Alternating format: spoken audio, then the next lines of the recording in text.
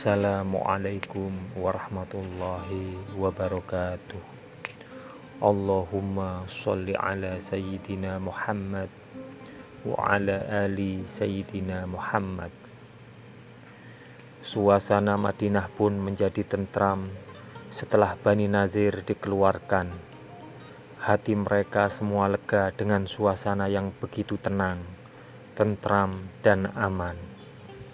Al-Muhajirin kini dapat hidup mandiri berkat tanah-tanah yang dibagikan, dan itu membuat orang-orang Ansor turut bergembira.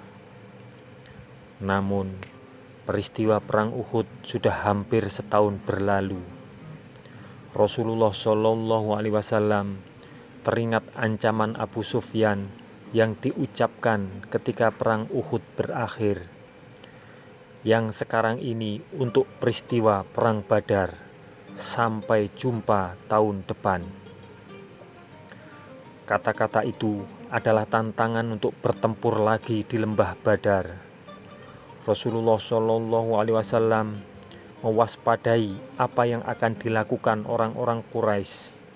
Kekhawatiran beliau ternyata benar-benar terjadi, karena tidak lama kemudian tibalah seorang utusan Quraisy dan membawa sebuah pesan. Utusan Quraisy itu bernama Nu'aim bin Mas'ud. Ia tiba di Madinah dan mengabarkan, orang-orang Quraisy telah mengerahkan tentaranya dalam jumlah yang begitu besar dan tidak ada taranya dalam sejarah bangsa Arab. Tentara besar itu kini sudah bergerak ke lembah Badar. Mereka siap memerangi kalian, sekaligus meluluh lantakan kalian hingga tidak bersisa. Jika kalian berani, pergi ke lembah Badar. Mendengar berita itu, banyak kaum muslimin menunjukkan keengganannya. Lebih baik kita abaikan saja tantangan itu. Akan tetapi, Rasulullah SAW menjadi marah terhadap sikap lemah dan ingin mundur itu. Rasulullah SAW bahkan bersumpah bahwa beliau akan tetap pergi ke Badar walau seorang diri. Melihat kemarahan Rasulullah SAW itu, lenyaplah rasa ragu dan takut di hati kaum muslimin. Mereka segera pulang ke rumah dan menyiapkan segala sesuatunya. Bekal makanan, senjata, dan berpamitan kepada keluarga yang ditinggalkan. Setelah itu, 1.500 orang prajurit muslim di bawah komando Rasulullah SAW langsung berangkat meninggalkan Madinah. Sebenarnya Abu Sufyan sendiri enggan berperang pada tahun ini.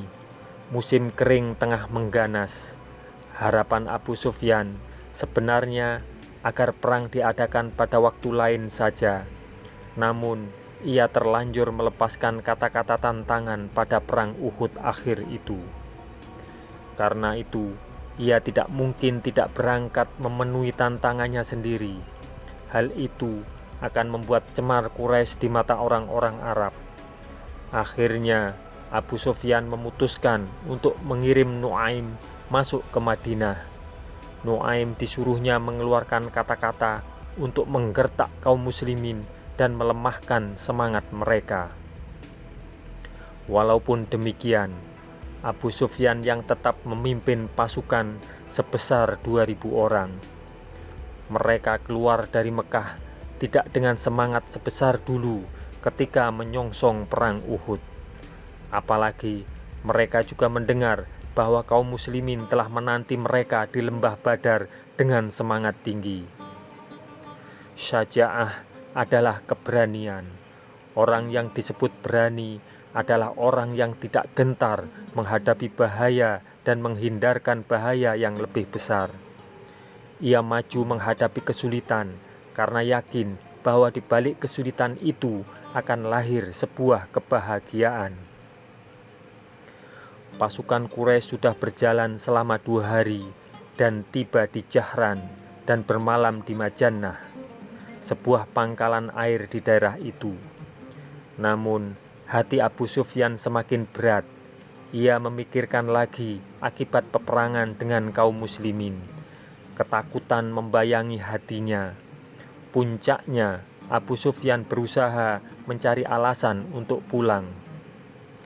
Abu Sufyan berkata kepada teman-temannya, "Saudara-saudara Quraisy, sebenarnya yang cocok buat kita hanyalah dalam musim subur. Sedang sekarang kita dalam musim kering. Saya sendiri mau kembali pulang. Maka dari itu, pulang sajalah kamu sekalian." Tidak ada yang menentang pendapat itu, karena semua prajurit Mekah juga dilanda ketakutan yang sama. Akhirnya, pasukan Quraisy pun kembali pulang. Sementara itu, Rasulullah Shallallahu Alaihi Wasallam dan kaum muslimin terus-menerus menantikan mereka selama 8 hari. Kesempatan itu digunakan kaum muslimin untuk berdagang.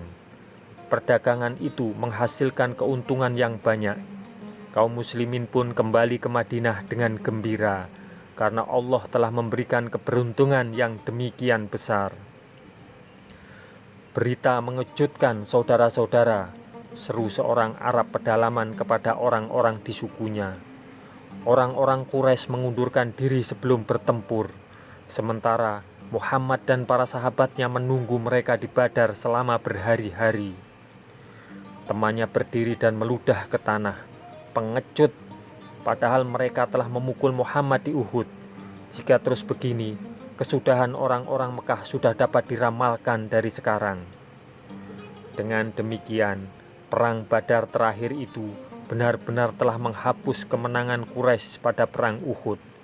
Tindakan pengecut Quraisy yang tidak berani dan menarik diri sebelum tiba di tempat pertempuran telah membuat nama mereka tercemar, melebihi ketika mereka kalah pada perang Badar pertama.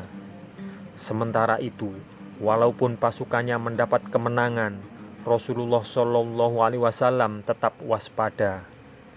Terbukti, tidak lama setelah itu terdengar berita bahwa pasukan Bani Ghafatan dari Najd tengah berkumpul untuk menyerang Madinah dalam jumlah yang sangat besar.